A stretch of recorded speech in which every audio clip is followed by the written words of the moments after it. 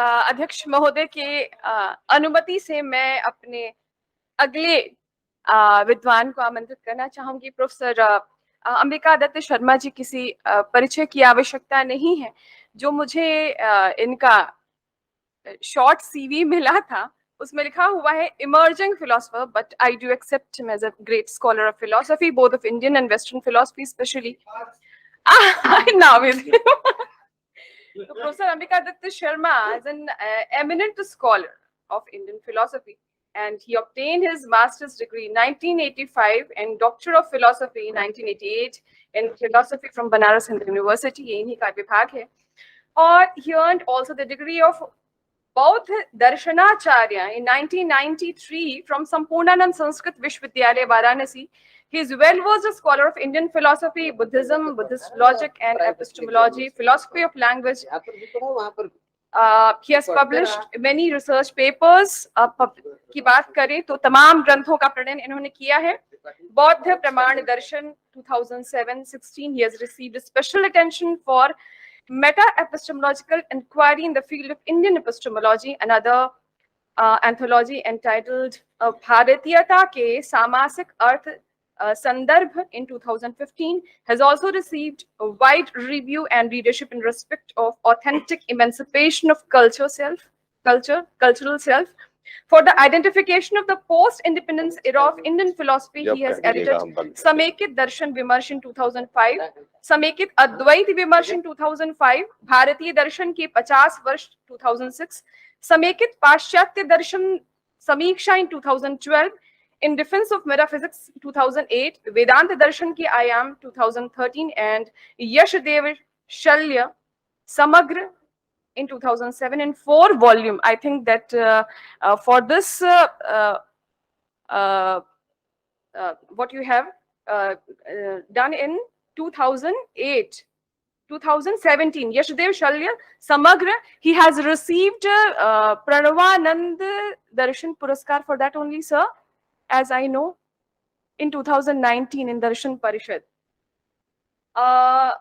He has translated and edited very rare text into Hindi, that is Fani Bhushan Tark Vagish Nyay Darshanam 2014 and Jayashree Bhatta's Tattva Paplav Singha in 2015. And now he has been the recipient of national awards like UGC Research Award. अब बहुत ज्यादा कहने लगूंगी तो शायद हो जाएगा। नरेश मेहता समिति वांग्मय सम्मान etc. And now I would like to invite Professor Ambika Datta Sharma for his scholarly speech for all of us students. Sir, most welcome.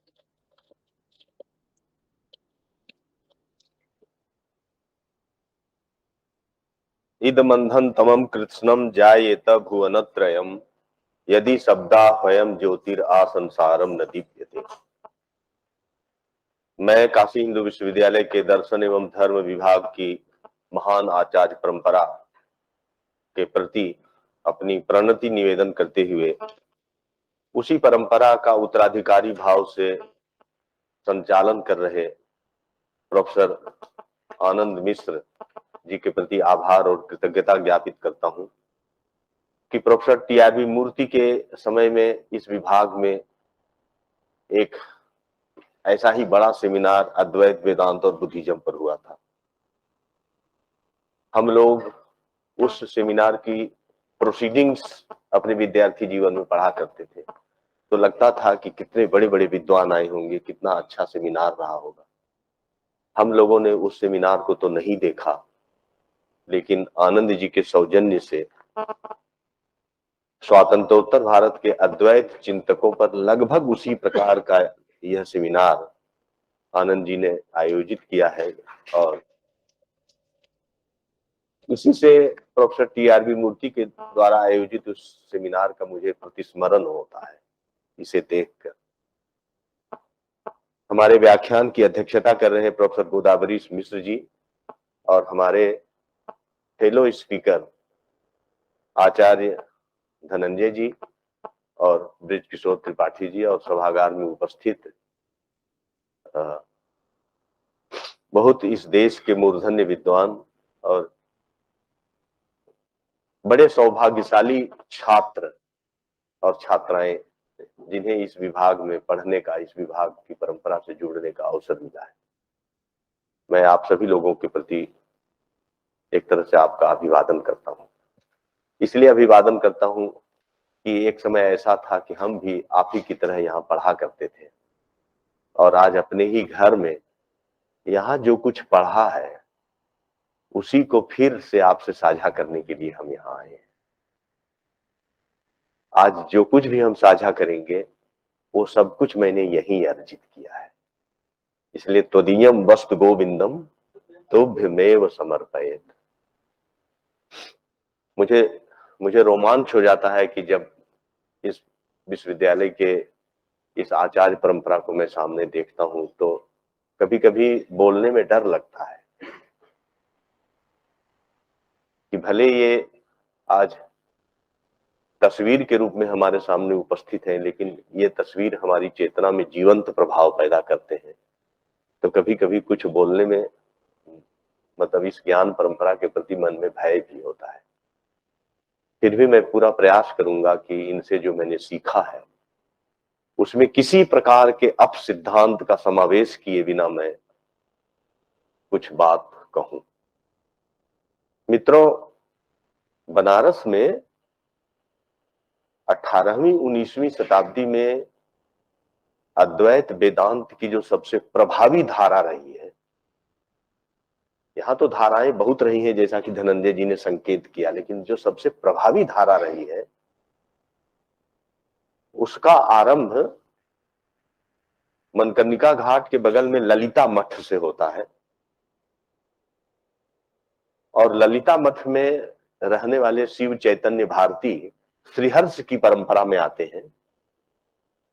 और मेरा जहां काशी में पुराना घर है मीर घाट में, वहां एक त्रिपुरा भैरवी मंदिर है। तो वो त्रिपुरा भैरवी की साधना करते थे। और आप लोग जानते हैं कि श्रीहर्ष के विषय में एक किंवदंती है कि उनकी बुद्धि इतनी तीव्र थी कि वो कुछ लिख नहीं पाते थे। तो किसी बनारस के वैद्य ने बताया कि तुम्हारी बुद्धि को जब थोड़ा मंद किया जाएगा तब तुम कुछ लिख पाओगे। तो एक वैद्य ने उन्हें बताया कि रात में तुम खट्टी दही का सेवन करो 1 महीने के तक, खट्टी दही का सेवन करो 1 महीने तक, तो तुम्हारी बुद्धि जो है वो थोड़ी मंद हो जाएगी। तो उन्होंने रात 1 महीने तक खट्टी दही का सेवन किया त्रिपुरा भैरवी की साधना करते हुए। तो जब उनकी बुद्धि मंद हुई तो उन्होंने ग्रंथ लिखा खंडन खंड खाद्यम। आप समझिए कि अगर उनकी बुद्धि तीव्र होती और अगर वो लिखने लायक होते तब वो कैसा ग्रंथ लिखे होते। तो वस्तुतः श्रीहर्ष की परंपरा को जो ललिता मठ के शिव चैतन्य भारती ने जो आगे बढ़ाया, तो शिव चैतन्य भारती ने उस पर एक शारदा टीका लिखी जो परम आदरणीय सुधांशु शेखर शास्त्री जी के द्वारा पहले तो प्रकाश में नहीं आई थी, लेकिन 5-6 साल पहले या 10 साल पहले उसका दक्षिणामूर्ति मठ से प्रकाशन हो गया है। तो शारदा टीका में मैं ये बात, शारदा टीका का मैंने उतना अध्ययन नहीं किया है, लेकिन सुधांशु गुरु जी से मेरा बहुत संपर्क था, पारिवारिक संपर्क था। और उनके बड़े भाई भारती जी जो अपनी श्रीमती जी को माता जी कहते थे, वो सन्यासी थे, माता जी कहते थे, दुर्गा कहते थे। तो सुधांशु जी से हमने पूछा कि गुरु जी बताइए कि इसका प्रतिपाद्य क्या है। तो उन्होंने कहा कि देखो, शारदा टीका का पर्यवसान, उसका जो कल्मिनेशन होता है वो अनिर्वचनीयता सर्वस्वम में होता है, मतलब लॉजिक ऑफ इनडिटर्मिनेसी में। अब लॉजिक ऑफ इनडिटर्मिनेसी जो है वह किस तरीके से अद्वैत की एक एपिस्टेमोलॉजी या अद्वैत की कोई एक एपिस्टेमोलॉजी बन सकती है, उस ग्रंथ में टीका करने के बाद ये समस्या उनके सामने आई कि अनिर्वचनीयता के तर्कशास्त्र का पर्यवसान अद्वैत में होता है। तो ये जो अनिर्वचनीयता का प्रतिपादन था वो एक तरह से भारतीय परंपरा के समस्त अद्वैती जो धाराएं थी उनके लिए ये एक सर्वग्रासी पूर्व पक्ष था कि सारे अद्वैत की जो धाराएं हैं वो अपनी अपनी मेथोडोलॉजी और अपनी अपनी एपिस्टेमोलॉजी से अपनी बात को सिद्ध करते हैं, लेकिन अनिर्वचनीयता सर्वस्वम, लॉजिक ऑफ इनडिटर्मिनेसी को यदि हम स्थापित करते हैं तो ये सब के लिए एक बड़ी भारी चुनौती बन गई। और स्वयं शिव चैतन्य भारती के लिए भी एक चुनौती बनी कि यदि अनिर्वचनीयता सर्वस्वम के माध्यम से ही हम एक अद्वैत की ज्ञान मीमांसा की ओर बढ़ सकते हैं, तब प्रश्न उठता है कि अद्वैत के दावा करने वाले जो बहुविध धाराएं हैं, और देखिए काशी हिंदू विश्वविद्यालय के इस दर्शन धर्म विभाग की कितनी खूबसूरत परंपरा रही है। यहां शांकर वेदांत की भी धारा रही, यहां शिवाद्वयवाद की भी धारा रही, मूर्धन्य आचार्य यहां पैदा हुए कमलाकर जी, यहां शब्दाद्वैत की भी धारा रही जिसके वर्तमान में प्रतिनिधित्व करते हैं professor D N. Tiwari ji, central problems of Bhartrihari's philosophy, और मूर्ति साहब बौद्ध परंपरा का जो अद्वैतवाद है उसका प्रतिनिधित्व करते हैं, रमाकांत त्रिपाठी जी शंकर वेदांत की धारा का प्रतिनिधित्व करते हैं। यहां भी अद्वैत की विभिन्न धाराओं का संगम रहा है, और यहाँ के आचार्यों के द्वारा कोई ना कोई ऐसा ग्रंथ लिखा गया है जिसमें अद्वैत की एक विशेष धारा को उसकी पराकाष्ठा पर पहुंचाया गया है। ये इस विभाग की खूबसूरती है।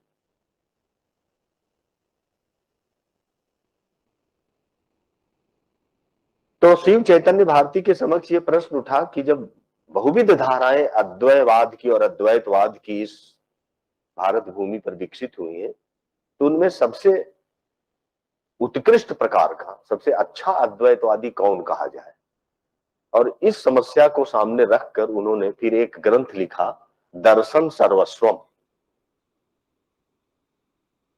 और दर्शन सर्वस्वम ग्रंथ में उन्होंने अद्वैत और अद्वैतवाद की विभिन्न धाराओं पर एक एक अध्याय लिख के उनका खंडन करते हुए अंत में अनिर्वचनीयता मूलक शांकर अद्वैतवाद को उन्होंने प्रतिष्ठित किया और कहा कि यही परिनिष्ठित अद्वैत है। इससे पहले अगर आप देखें तो इसकी पृष्ठभूमि में आपको मध्वाचार्य के सर्वदर्शन संग्रह में आपको दिखाई पड़ेगा कि वहां भी चार्वाक से लेके अद्वैत वेदांत की एक हायरार्की स्थापित करते हैं, और सबसे निम्नतम बिंदु पर चार्वाक दर्शन को रखते हैं, और क्रम से अन्य दर्शनों को रखते हुए सबसे परात्पर स्थिति में वो अद्वैत वेदांत को रखते हैं। इसी प्रकार का अप्रोच आपको मधुसूदन सरस्वती में भी दिखाई पड़ेगा। ईश्वर प्रतिपत्ति प्रकाश और वेदांत कल्प लतिका, इन दो ग्रंथों में जहां वो पूरे भारतीय दर्शनों की योजनाबद्धता की एक ऐसी श्रेणीबद्धता निर्मित करते हैं जिसमें वो अद्वैत वेदांत को सर्वोत्कृष्ट दर्शन के रूप में स्थापित करते हैं। ये जितना ये अप्रोच है मध्वाचार्य का, मधुसूदन सरस्वती का, और 18वीं शताब्दी में शिव चैतन्य भारती के दर्शन सर्वस्वम का, इसकी आलोचना करते हुए कहा जा सकता है ये स्वसंप्रदाय वासना वासित, स्वसंप्रदाय वासना वासित दृष्टि से किया गया ये मूल्यांकन है। ये सही अर्थों में दार्शनिक मूल्यांकन नहीं है। तब प्रश्न उठता है कि भारतीय परंपरा के जो अद्वैतवाद की जो विभिन्न धाराएं हैं उनका जो प्रस्थान मूलक, उनकी जो विशेषता है, उनका जो वैशिष्ट है, उनकी जो निजता है, उसको कैसे पकड़ा जाए।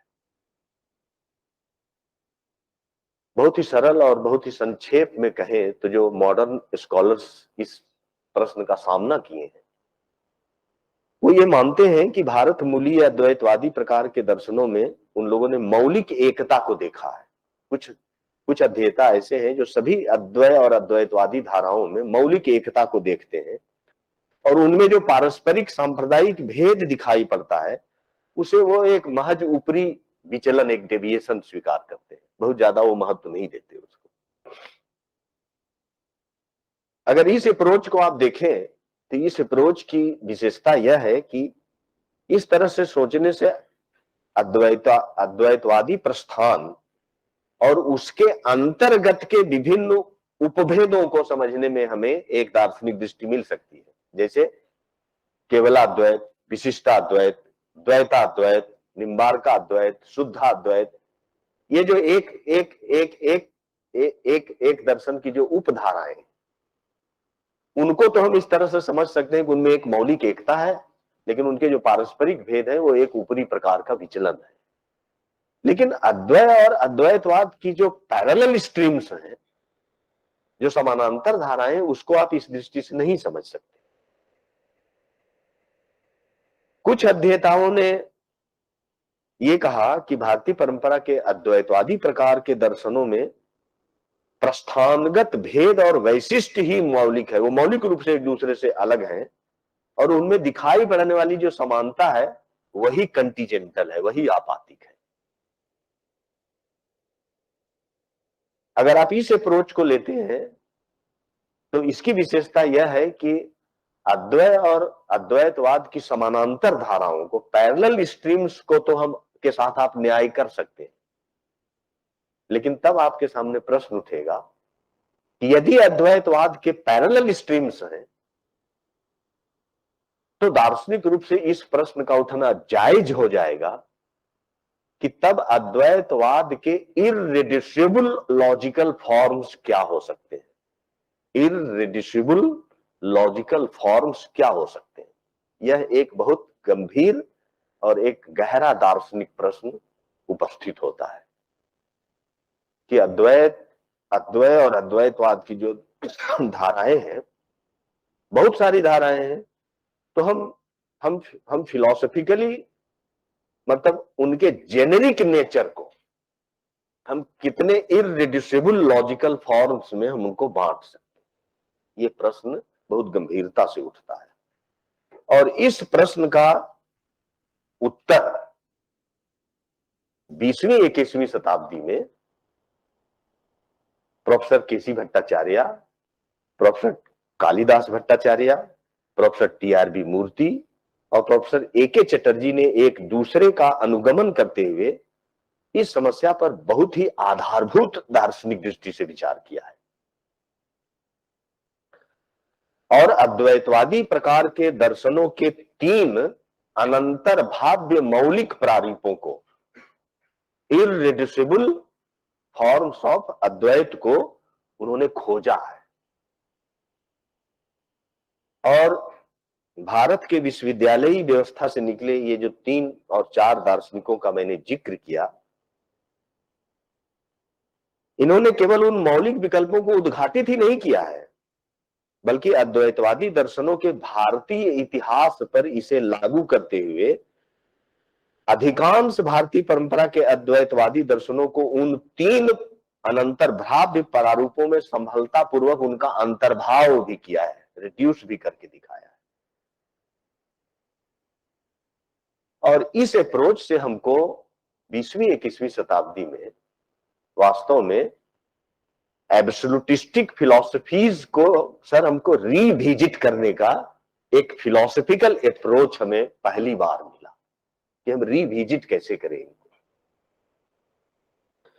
और इसकी शुरुआत जो होती है वो प्रोफेसर केसी भट्टाचार्य से होती है, जब उन्होंने the concept of absolute and it's alternative forms नामक लेख लिखा, और उसमें इदम प्रथमतया अद्वैतवाद के 3 वैकल्पिक प्रारूपों को, ट्रुथ सत्य, फ्रीडम स्वातंत्र, वैल्यू मूल्य, ये 3 रूपों में रेखांकित किया। Truth model of Advaita, freedom model of Advaita and value model of Advaita, in 3 प्रारूपों को पहली बार उन्होंने डिटेक्ट किया। आप जानते हैं कि प्रोफेसर केसी भट्टाचार्य की जो राइटिंग है वो कितनी पिक्टोरियल राइटिंग होती है, उसको समझना, मतलब सूत्र शैली में वो लिखते हैं, उसके भाष्य तो डैनियल ही कर सकते हैं, हम लोगों में तो वो सामर्थ्य नहीं है। और ये जो 3 मॉडल उन्होंने दिया, ट्रूथ, फ्रीडम और वैल्यू का, ये बहुत ही मौलिक और बहुत ही सारगर्भित है, लेकिन उनकी लेखन शैली की निज विशेषताओं के कारण उसमें एक अमूर्त प्रकार की आकारिकता दिखाई पड़ती है, एब्स्ट्रैक्ट और फॉर्मलिज्म उसमें दिखाई पड़ता है। और दूसरी बात यह है कि उन्होंने फिलॉसफिकल हमको मॉडल तो दिया, लेकिन इस फिलॉसफिकल मॉडल को अद्वैतवादी दर्शनों का जो ऐतिहासिक विकास होता है उस पर एग्जेम्पलीफाई करके उन्होंने नहीं बताया कि हम इस मॉडल को अगर इंडियन ट्रेडिशन के अद्वैत और अद्वैतवादी धाराओं पर हम इसे उदाहरित करें तो हम कैसे दिखा सकते हैं। उन्होंने केवल एक फिलॉसफिकल स्कीमा हमारे सामने प्रस्तुत किया। बाद में प्रोफेसर टीआरबी मूर्ति जब वो अमलनेर में फेलो थे तो उन्हीं दिनों केसी भट्टाचार्य के उनके बहुत सारे लेक्चर सुनने को मिले, और मैं ऐसा समझता हूं कि उन दिनों अमलनेर में जिन विषयों पर फोकस करते हुए केसी भट्टाचार्य लेक्चर दे रहे थे वो संभवतः वो विषय alternative stand point of absolute से ही संबंधित रहे, और इसका लाभ प्रोफेसर टीआरबी मूर्ति को मिला। और वहां से आने के बाद उन्होंने केसी भट्टाचार्य के इस इंसाइट को कि हम अद्वैतवादी और अद्वैतवादी दर्शनों को हम रिविजिट कर सके, इसके लिए 1934 में उन्होंने एक knowing, willing and feeling as functions of consciousness नामक एक लेख लिखा। इसके अतिरिक्त दो लेख उन्होंने और लिखा, इल्यूजन एज कंफ्यूजन, और एक लेख लिखा ट्रूथ एंड नॉलेज। ये तीन लेख बहुत महत्वपूर्ण है जिसमें उन्होंने केसी भट्टाचार्य के इस ट्रूथ, फ्रीडम और वैल्यू, ये तीन इररिड्यूसिबल फॉर्म्स ऑफ एब्सोल्यूटिस्टिक फिलॉसफी को थोड़ा सा विवेचित करने का, उसको एक्सप्लेन करने का प्रयास किया।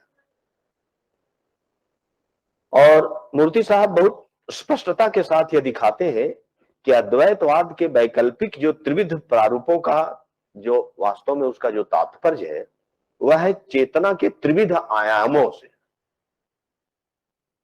और चेतना के ये त्रिविध आयाम जिसको उन्होंने नोइंग, फीलिंग और विलिंग के रूप में अभिहित किया है, चेतना इन्हीं तीन वैकल्पिक आयामों के माध्यम से तीन रास्तों से अपने परमत्व, अपने एब्सोल्यूट को प्राप्त कर सकती है। और प्रोफेसर टीआरबी मूर्ति इस लेख में चेतना के ज्ञानात्मक, इच्छात्मक और भावनात्मक, नोइंग, विलिंग एंड फीलिंग को विवेचित करते हुए, मतलब चेतना के परमत्व के तीनों विकल्पों का ऐतिहासिक रूप से सत्यापन भी वो करना चाहते थे। लेकिन आप टीआरबी मूर्ति के इन तीनों आर्टिकल्स को पढ़ेंगे तो स्वयं टीआरबी मूर्ति उलझन में दिखाई पड़ते हैं कि हम इसको इंडियन ट्रेडिशन के जो अद्वैतवादी और अद्वैतवादी धाराएं हैं उस पर किस अद्वैतवादी दर्शन को हम नोइंग मॉडल में रखें, किसको फीलिंग मॉडल में रखें और किसको विलिंग मॉडल में रखें। इसमें वो एक असमंजस में दिखाई पड़ते हैं। ये प्रश्न बना ही रहा। लेकिन बाद में प्रोफेसर ए.के. चटर्जी, जो प्रोफेसर टीआरबी मूर्ति के यूं तो शिष्य माने जाते थे, लेकिन उनके वो समकक्ष भी थे, उनके समकक्ष भी थे।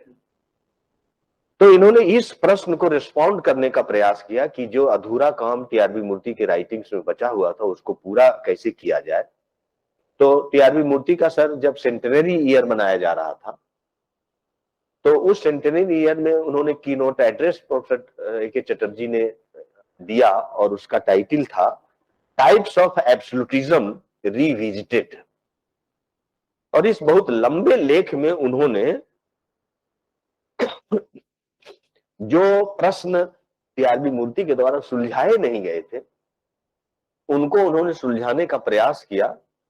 और नोइंग, विलिंग और फीलिंग, ये तीनों इररिड्यूसिबल मॉडल को इंडियन ट्रेडिशन के अद्वैतवादी और अद्वैतवादी परंपराओं पर उन्होंने लागू करके दिखाया कि किसको हम किसमें रख सकते हैं। यहां मित्रों ध्यान में रखने की बात यह है कि केसी भट्टाचार्य और प्रोफेसर टीआरबी मूर्ति दोनों ही इस फिलोसफिकल अप्रोच का जो विश्लेषण करते हैं उसमें दिखाते हैं कि चेतना की जो आत्मनिष्ठ क्रिया है, जो सब्जेक्टिव फंक्शंस हैं, उसी में ये तीनों मॉडल्स मूलित हैं, सब्जेक्टिव फंक्शंस ऑफ कॉन्शसनेस में। लेकिन हमें यह भी देखना चाहिए कि इसका मूल हमें इमैनुअल कांट के संकाय मनोविज्ञान फैकल्टी साइकोलॉजी में भी मिलती है, क्योंकि कांट ने भी अपने फैकल्टी साइकोलॉजी में ज्ञानात्मक चेतना, इच्छात्मक चेतना और भावनात्मक चेतना को मन के त्रिविध विभागों के रूप में देखा है। तो कहीं न कहीं से ये जो टीआरबी मूर्ति को जो ये आइडिया मिल रहा था, जो सपोर्ट मिल रहा था, उसका कोई ना कोई कनेक्शन कांट के फैकल्टी साइकोलॉजी से भी।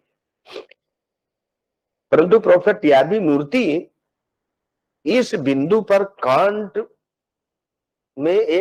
की व्याख्या करते हुए सर एक बहुत ही मौलिक रेक्टिफिकेशन करते हैं। यहाँ बहुत मतलब अवसर नहीं है कि वो कांट के फैकल्टी साइकोलॉजी में क्या मूर्ति साहब हस्तक्षेप करते हैं, क्या रेक्टिफिकेशन करते हैं, लेकिन बहुत संक्षेप में केवल हम इतना बताना चाहेंगे कि कांट की व्याख्या में मौलिक परिष्कार करते हुए प्रोफेसर टीआरबी मूर्ति ज्ञान, इच्छा और भावना को चेतना अथवा विषयी, सब्जेक्ट, विषयी का मतलब सब्जेक्ट की विषयोन्मुख, विषय की ओर मतलब एटीट्यूड टुवर्ड्स ऑब्जेक्ट, विषय की विषयोन्मुख त्रिविध अभिवृत्ति के रूप में वो पहचानते हैं। ये बहुत ही इंपॉर्टेंट रेक्टिफिकेशन है संजय। आप चूंकि इंडियन अंडरस्टैंडिंग ऑफ कांट पर काम कर रहे हैं, तो आपको इस पॉइंट पर आपको ध्यान देना चाहिए कि मूर्ति साहब ने यहाँ बहुत इंपॉर्टेंट रेक्टिफिकेशन किया है कांट के फैकल्टी साइकोलॉजी में। और इस परिष्कार के पीछे टीआरबी मूर्ति की दृष्टि यह थी कि विषय और विषयी भाव का जो द्वैत है वही दुनिया को समझने के लिए आधारभूत ज्ञान मीमांसीय मतलब आधारभूत ज्ञान मीमांसीय संबंध भी है, और यह एक ज्ञान मीमांसीय आधार भी देता है, विषय और विषयी का द्वैत।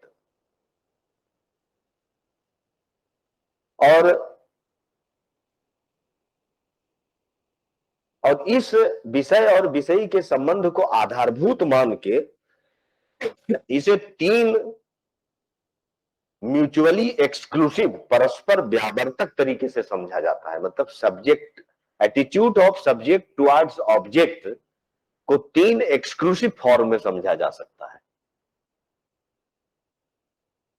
इसका पहला प्रकार है चेतना का ज्ञानात्मक प्रारूप, नोइंग एटीट्यूड। और इस प्रारूप में विषयी का कार्य जो ऑब्जेक्ट गिवन है, जो प्रदत्त विषय है, उसको यथावत प्रकाशित कर देना मात्र होता है। ये फर्स्ट फॉर्म है attitude of subject towards object.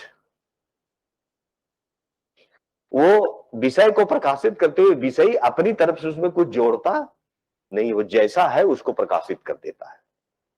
इसका दूसरा प्रारूप बहुत सरल तरीके से यदि हम आपको समझाना चाहें तो इस दूसरा प्रारूप इच्छात्मक प्रारूप है, विलिंग एटीट्यूड। और विलिंग एटीट्यूड में विषयी अपने अंदर ही अपने कंटेंट का निर्माण करती है। इसलिए यहां जो कॉन्शसनेस है वो बाय नेचर क्रिएटिव है, वो अपने अंदर ही अपना कंटेंट निर्मित करती है। वो केवल न्यूट्रल ल्यूमिनेटर नहीं है, टॉर्च की तरह केवल किसी चीज को प्रकाशित नहीं करता, बल्कि वो बाय नेचर क्रिएटिव है वो, और अपने अंदर वो अपना कंटेंट खुद निर्मित करती है। और इस attitude of subject towards object का जो तीसरा प्रारूप है, जिसको केसी भट्टाचार्य ने फीलिंग कहा है, उसमें विषय और विषयी एक दूसरे को डोमिनेट नहीं करते। नोइंग मॉडल में विषय जो था वो डोमिनेटिंग स्टेटस में है, विलिंग मॉडल में जो विषयी है, सब्जेक्ट है, वो डोमिनेटिंग स्टेटस में है। लेकिन फीलिंग मॉडल में विषय और विषयी एक दूसरे को डोमिनेट नहीं करते, बल्कि तुल्य भाव में रहते हैं। जैसे समान बल वाले दो पहलवान विपरीत दिशाओं में एक रस्सी को खींचे तो कोई भी गिरेगा नहीं, लगेगा कि मतलब दोनों समान बल से, तो रस्सी स्थिर दिखाई पड़ेगा। तो विषयी और विषयी एक दूसरे के सम्मुख एकदम तुल्य बल में होते हैं, एक दूसरे को डोमिनेट नहीं करते। ये दोनों की एक प्रकार की युगनध जैसी स्थिति होती है। और ये विषयी की विषयोन्मुख, ये तीन प्रकार की जो अभिवृत्तियों का विश्लेषण को जब हम तार्किक परिणति तक पहुंचाते हैं, तो उनका कल्मिनेशन हमें तीन प्रकार के अलग अलग अद्वैतवादी दर्शनों में होता है। तीन अलग अलग प्रकार के अद्वैतवादी दर्शनों में। और प्रोफेसर केसी भट्टाचार्य, प्रोफेसर टी.आर.बी. मूर्ति और प्रोफेसर ए.के. चटर्जी ने इन तीनों को अद्वैतवाद का फाइनली ज्ञानात्मक प्रारूप, इच्छात्मक प्रारूप और भावनात्मक प्रारूप कहा है। इच्छात्मक प्रारूप के लिए कभी कभी हिंदी में संकल्पात्मक प्रारूप भी शब्द का प्रयोग किया जाता है। यह विशेष रूप से ध्यान रखने की चीज ये है कि विषयी की विषयोन्मुख ये तीनों अभिवृत्तियां जो है, जो तीनों एटीट्यूड है, वो आनुभविक धरातल पर हमारे इंपीरिकल लाइफ में अपनी प्यूरिटी में नहीं प्राप्त होते हैं। क्योंकि हमारा इंपीरिकल लाइफ जो है तो बहुत उलझा हुआ रहता है। ये तीनों प्रकार के प्रारूप हमारे इंपीरिकल एक्सपीरियंस में उलझे रहते हैं आपस में, और इन्हीं के घाल मेल से कंफ्यूजन यानी भ्रम का प्रवर्तन होता है। देखिए, इस मेथोडोलॉजी से टी.आर.बी. मूर्ति, केसी भट्टाचार्य, टी.आर.बी. मूर्ति मतलब एपिस्टेमोलॉजी ऑफ इल्यूजन को भी दिखा रहे हैं। एपिस्टेमोलॉजी ऑफ इल्यूजन को भी, जो और ये इल्यूजन जो है वो वास्तव में अज्ञान का कार्य है। और अज्ञान जब निवृत्त होता है तो ये तीनों अभिवृत्तियां, नोइंग, विलिंग एंड फीलिंग, अपने मोस्ट एक्सक्लूसिव और ईच इंडिविजुअलिटी में ये प्रकट होती हैं। और उनकी यही जो निजता है, वो उन अभिवृत्तियों का, एटीट्यूड्स का एब्सोल्यूट होता है।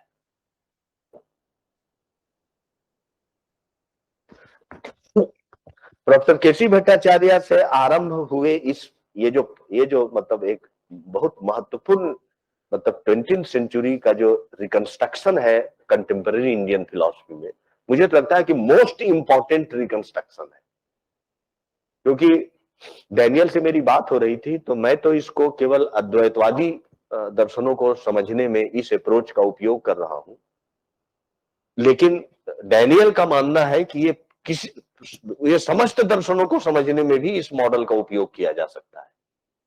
मेरी समझ अभी वहां तक विकसित नहीं हुई है। मैं अभी इसको केवल एब्सोल्यूटिस्टिक फिलॉसफी को समझने में ही इस मॉडल को मैं प्रयास किया हूं। और ये जो पहल प्रोफेसर केसी भट्टाचार्य के द्वारा हुआ, फिर उसको टी.आर.बी. मूर्ति ने आगे बढ़ाया, इसमें प्रोफेसर ए.के. चटर्जी का जो विशेष योगदान है वो यह है कि उन्होंने अद्वैतवादी दर्शनों के इन त्रिविध मौलिक विकल्पों को भारतीय परंपरा के अद्वैतवादी दर्शनों पर लागू करते हुए दिखाया कि कौन अद्वैतवादी दर्शन किस किस विकल्प के अंतर्गत रखा जा सकता है। ये बड़ी बड़ी बड़ी काम है। और उन्होंने अद्वैत, वेदांत, योगाचार विज्ञानवाद और वेदांत के चैतन्य संप्रदाय को, अद्वैत वेदांत, योगाचार विज्ञानवाद और वेदांत के चैतन्य संप्रदाय, जिसे अचिंत्य भेदाभेद कहा जाता है।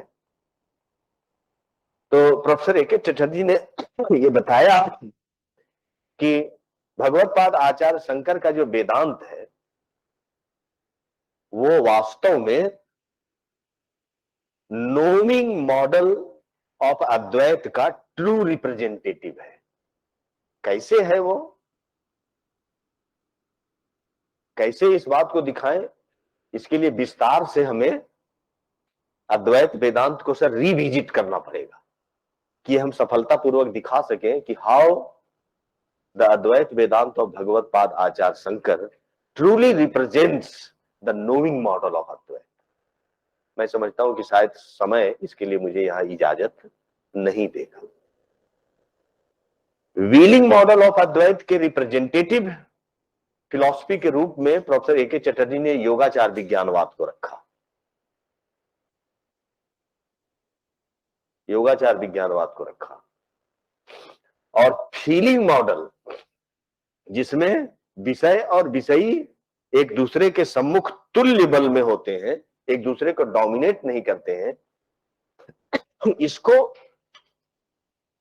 बहुत ही मौलिकता के साथ चटर्जी साहब ने अचिंत्य भेदाभेद में दिखाया सर, कि किस तरीके से राधा और कृष्ण की वो युगनध स्थिति है। राधा सब्जेक्ट है, कृष्ण ऑब्जेक्ट है, कृष्ण प्रेम स्वरूप है, लेकिन राधा उनकी परकीय शक्ति है जो उनसे बेतहाशा प्रेम करती है, क्योंकि प्रेम के लिए अदर होना जरूरी है। नार्सिस्ट लव में भी हमको एक अदरनेस की जरूरत पड़ती है। तो कृष्ण जो है, कृष्ण का मतलब होता है मतलब जिससे ज्यादा आकर्षक कोई नहीं है। इसीलिए कृष्ण को चित्त चोर कहा जाता है, क्योंकि हमारे चित्त को ही चुरा लेता है। तो चित्त को जो चुरा ले उससे ज्यादा आकर्षक कोई थोड़े हो सकता है। और वो रसराज है, प्रेम स्वरूप है। और राधा रानी जो है, जो सब्जेक्ट है, जो उनसे बेतहाशा प्रेम करते हैं, वो दोनों की युगनध स्थिति है। ये अचिंत्य भेदाभेद का आइडियल है, जिसमें विषय और विषयी दोनों तुल्य बल में होते हैं, अचिंत्य भेदाभेद।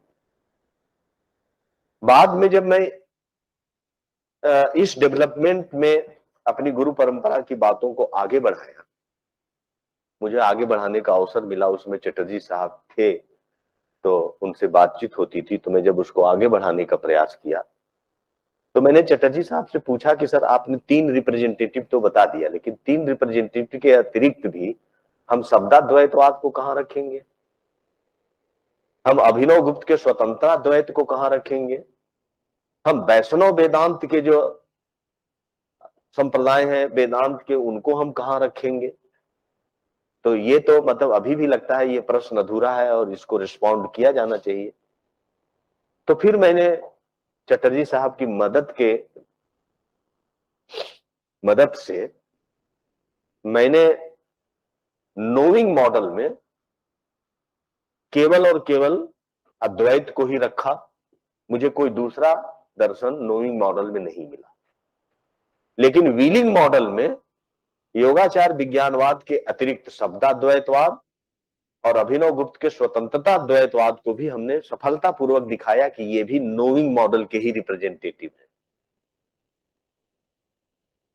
और टू सम एक्सटेंट वैष्णव वेदांतियों का भी समाहार हमने व्हीलिंग मॉडल में ही किया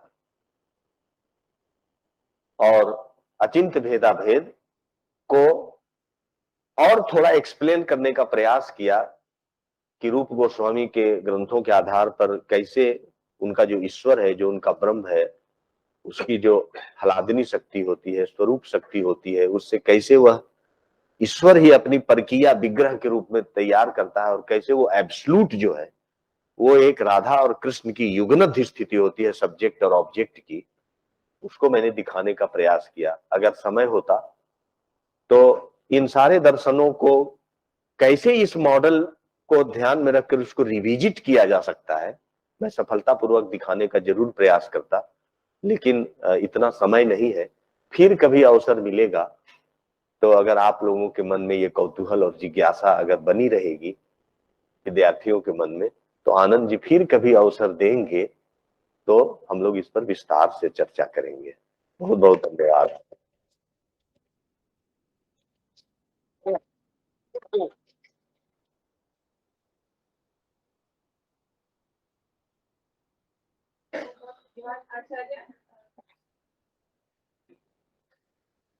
धन्यवाद आचार्य। और अब अद्वैतवादी दर्शनों का प्रस्थान मूलक वैशिष्ट्य आपने बहुत गहन दृष्टि से इस पर मैं तो कहूँगी कि सूत्रात्मक रूप में हमें कुछ प्राप्त हो सका, शायद आगे अवसर मिले और विशद सुनने के लिए, श्रवण करने के लिए, क्योंकि पेपर मुझे लगता है कि 20-25 पेज का बना था और हम थोड़ा ही सुन सके हैं। जिज्ञासा जगी है कि आगे फिर क्रम से इसका हम पुनः श्रवण करेंगे। तो अब विलंब न करते हुए, जैसा कि हम देख रहे हैं कि हमारी कार्यक्रम की श्रृंखला इंगित कर रही है कि इसको हम समापन की तरफ ले जाएं, तो मैं आग्रह करूंगी और अनुमति चाहूंगी, यदि आप अनुमति देंगे, only then sir I will read your short CV, otherwise नहीं बहुत धन्यवाद भैया, यहाँ से बहुत आराम। कोई क्वेश्चन कोई हो तो एक क्वेश्चन, इसका कोई प्रश्न हो।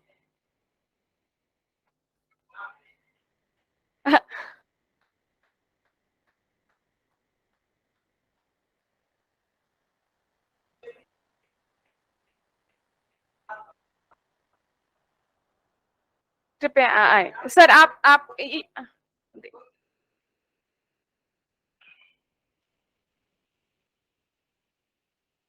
धन्यवाद सर।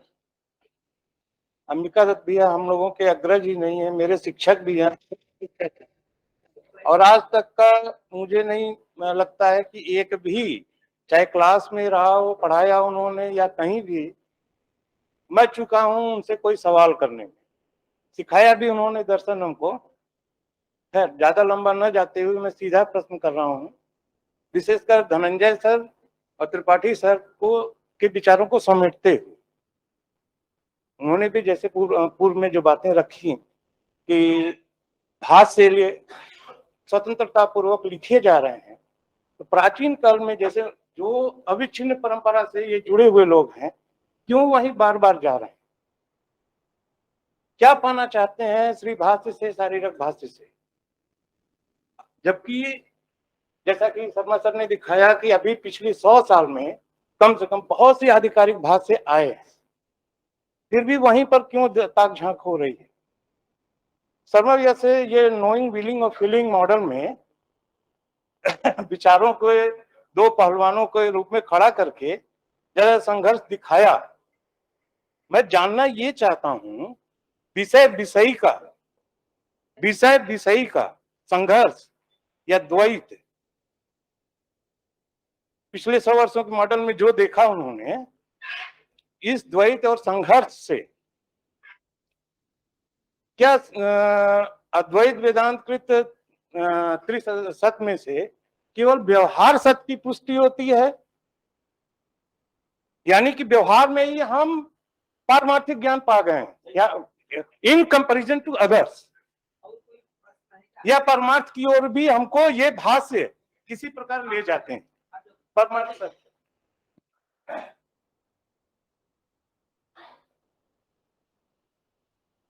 जब हम हिस्ट्री ऑफ फिलोसफी देखते हैं, तो जो अल्टरनेटिव फॉर्म ऑफ एब्सोल्यूटिज्म को लेते हैं, चाहे वो नागार्जुन का हो या फिर कांट का हो या फिर शंकराचार्य का हो, so there is a clear cut notion कि स्केप्टिसिज्म या एग्नोस्टिसिज्म को हमको देखने को मिलता है। वो कहते हैं we can not catch near by thought और एक्सप्रेशन और वर्ड्स। एक तो ये चीज कि एग्नोस्टिसिज्म और स्केप्टिसिज्म अवेलेबल रहता है जब हम एब्सोल्यूट फिलोसफी की बात करते हैं। तो क्या आपने तो मॉडल कराया नोइंग, विलिंग एंड फीलिंग, क्या आपने भी स्केप्टिसिज्म और एग्नोस्टिसिज्म है या क्लियर कट आंसर देता है?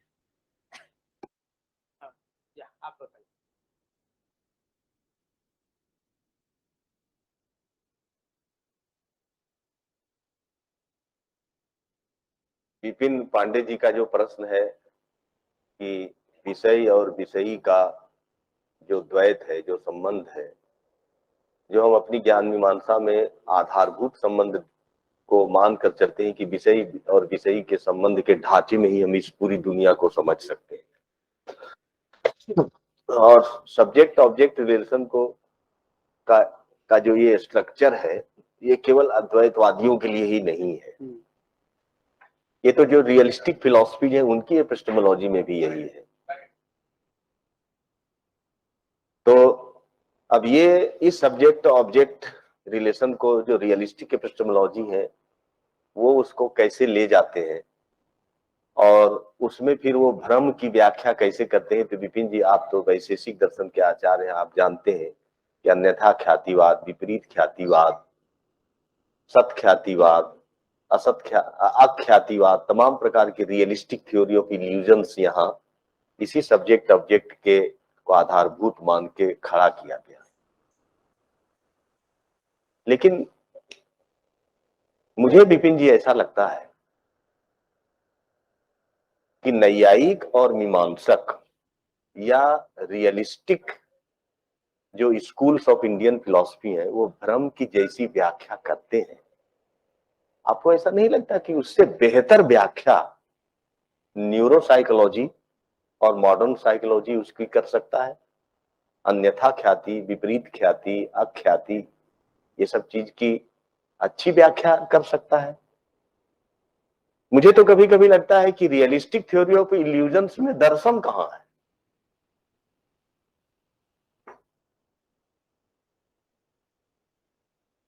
भ्रमवाद को तो पहली बार दार्शनिक महत्व तो अद्वैतवादी परंपराओं के द्वारा दिया गया और इसका श्रेय भगवतपाद आचार्य शंकर को दिया जाना चाहिए कि उन्होंने उपोद्घात भाष्य में पहली बार भ्रम के तार्किक प्रारूपों को उन्होंने खोजा और उसमें उस समय तक भ्रम के जितने प्रचलित सिद्धांतों थे उसको उसमें रिड्यूस करके दिखाया और अन्य से अन्य धर्मावभासताम को सामान्य लक्षण बना के भ्रम जैसी निंदनीय चीज को एक जीवन दृष्टि बना दिया। तो भ्रम को तो सबसे पहले दुनिया में दार्शनिक महत्व तो भगवतपाद आचार्य शंकर ने दिया और उससे पहले भी अगर आप देखें तो इसके रूट्स आपको योगाचार विज्ञानवाद में और माध्यमिक शून्यवाद में भी मिलेगा। और आप ये क्यों भूल जाते हैं कि जिन बातों को, जिस सब्जेक्ट ऑब्जेक्ट रिलेशन को आधारभूत मान के टीआरबी मूर्ति तीन प्रकार के अल्टरनेटिव फॉर्म्स की सफलतापूर्वक व्याख्या कर रहे हैं, इसका आरंभ तो धनंजय जी वो पंक्ति बोल दीजिए आप, यस्मत् उस्मत् प्रत्ययो, बोलिए बोलिए ना धनंजय जी, बोलिए बोलिए। हाँ, ये जो विषयी का द्वैत है, यही से तो शंकराचार्य अपने विश्लेषण को शुरू करते हैं। ये भूल क्यों जाते हैं? तो विषयी संबंध को जो उन्होंने कांट के फैकल्टी साइकोलॉजी में ट्रिपाटाइट डिवीजन ऑफ माइंड को उन्होंने इंडियन एक अंडरस्टैंडिंग डेवलप करके जो उन्होंने इसको आधारभूत बनाया और तीन प्रकार के अल्टरनेटिव स्टैंड पॉइंट को खड़ा किया, इस पर तो हम लोगों को गर्व करना चाहिए। और आप तो नैयायिक वैशेषिक दार्शनिक है, इस प्रश्न पर सोचिएगा कि क्या वस्तुवादी भ्रम सिद्धांत मतलब भ्रम का कोई दर्शन प्रस्तुत कर पाते हैं? क्या उससे बेहतर व्याख्या मॉडर्न साइकोलॉजी और न्यूरो साइकोलॉजी कर सकता है भ्रम की? अच्छा, उनका राजन सर इस विभाग के पढ़े लिखे बहुत होनहार विद्यार्थी हैं सर। अच्छा, और यहाँ से पीएचडी करने के बाद अभी एक सोशल साइंस इंस्टीट्यूट में भुवनेश्वर में चले गए। बहुत ही प्रतिभावान विद्यार्थी हैं। वो अब जो पूछे जो, हाँ, उनका नाम राजन है। राजन, उन्होंने वो ग्रीक फिलॉसफी पर बहुत अच्छा उन्होंने काम किया है सर। पता नहीं उनकी किताब कब तक पब्लिश्ड होगी, हम लोग प्रतीक्षा कर रहे हैं। आनंद जी के अंडर में ही उन्होंने पीएचडी किया है। तो ग्रीक ट्रेडिशन का जो एस्केप्टिसिज्म है, तो उनकी जो फिलॉसफिकल ग्राउंडिंग है वो एस्केप्टिसिज्म में है। तो राजन जब ये सब्जेक्ट ऑब्जेक्ट रिलेशन के लॉजिकल एनालिसिस के द्वारा जब तीन अल्टरनेटिव रास्ते से तीन प्रकार के एब्सोल्यूट की ओर हम बढ़ते हैं, तो उस एनालिसिस में स्केप्टिक चैलेंजेज आते हैं। जैसे मैं आपको एक स्केप्टिक चैलेंजेज बताऊं, भगवतपाद आचार्य शंकर को नोइंग मॉडल ऑफ अद्वैत बताने के लिए जो हमें टू द पॉइंट रेफरेंस मिलता है वो ये मिलता है कि ज्ञानम तु वस्तु तंत्रम न पुरुष तंत्रम न चोदना तंत्रम। तो ज्ञान जब वस्तु तंत्र होता है तो ऑब्जेक्ट जो है वो डोमिनेट करता है, नॉलेज के सेंटर में ऑब्जेक्ट आता है। तब प्रश्न उठेगा कि अगर ऑब्जेक्ट स्केप्टिक चैलेंजेज आएगा कि यदि ऑब्जेक्ट सेंटर में है तो ऑब्जेक्ट को क्या पड़ा है कि वो अपने को छिपा ले, तो सारा जो नॉलेज होगा वो प्रमा हो जाएगा, तब कोई भ्रम की कोई संभावना ही नहीं बनेगी। नो स्कोप फॉर इल्यूजन, ये स्केप्टिक चैलेंजेज आएगा। अब इस स्केप्टिक चैलेंजेज को अद्वैत वेदांत की दृष्टि से कैसे हम उसको रिस्पॉन्ड करेंगे और रिस्पॉन्ड करने के बाद भ्रम के सिचुएशन की अद्वैत वेदांत कैसे उसकी व्याख्या करता है, उसको दिखाते हुए लास्ट में फिर एग्नोस्टिसिज्म का प्रश्न आएगा कि सत्ता की जो अज्ञात अवस्था है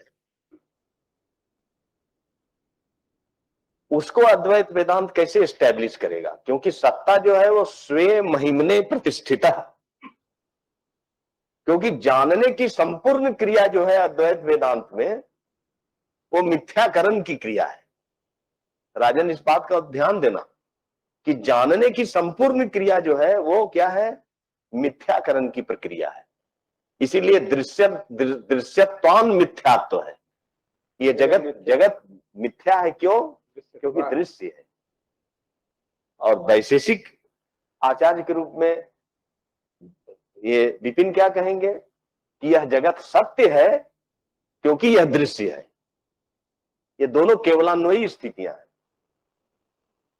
तो ये अद्वैत वेदांत की ये ब्यूटी है कि वो स्केप्टिक चैलेंजेस को भी रिस्पॉन्ड करता है और एग्नोस्टिसिज्म के चैलेंजेस को भी वो रिस्पॉन्ड करता है। और सत्ता की अज्ञात अवस्था में साक्षी चेतना की अवधारणा को लेकर कि साक्षी के लिए तो ज्ञात और अज्ञात दोनों स्थितियां प्रकाशित होती हैं, वो साक्षी भाष्य होती है। तो इससे सत्ता की अज्ञात अवस्था और उपनिषद के वाक्य से उसे जोड़ेंगे आप तो आपको मिलेगा कि विज्ञाता रम अरे केन बीजानीयात, विज्ञाता रम अरे केन बीजानीयात, एनेदम सर्व बीजानाति तं केन बीजानीयात। इसको फिलोसफिकली हम ट्रांसलेट करें प्रोफेसर ए.के. चटर्जी की भाषा में, तो प्रोफेसर ए.के. चटर्जी का स्टेटमेंट है इसकी व्याख्या करते हुए कि universal नोवेबिलिटी at least presupposes one thing which is unknowable। ये विपिन जी बहुत बड़ा ऑनस्लॉट है आप वस्तुवादियों पर, जो आप कहते हैं ना कि अभिधेयत्वम ज्ञेयत्वम पदार्थत्वम, इसका डंका बजाते हैं। तो उपनिषद में एनेदम सर्व बीजानाति तं केन बीजानीयात, जिसके द्वारा सब कुछ जाना जाता है उसे कैसे जाना जाए, तो वहां जानने का मतलब विषयी के द्वारा घटपट के रूप में वहां जानना नहीं है, वहां मोड ऑफ नोइंग ही बदल जाता है। और उस मोड ऑफ नोइंग का संकेत हमें मिलता है कि ब्रह्मविद ब्रह्मैव भवति। To know means to be, जानने का मतलब वही हो जाना है। और यहां देखिए नोइंग मॉडल का अद्वैत जो है वो वेदांत के जो 4 महावाक्य है, अहम ब्रह्मास्मि, प्रज्ञानम ब्रह्म, अयम आत्मा ब्रह्म और तत्त्वमसि, ये चारों को कैसे वो अपने में समेट लेता है। तो हमें इस बात को ध्यान में रखना चाहिए एग्नोस्टिसिज्म का जो स्केप्टिक चैलेंजेज है कि universal knowability at least presupposes one thing which is unknowable. यही स्वे महिमने प्रतिष्ठित, ये सत्ता का लक्षण है।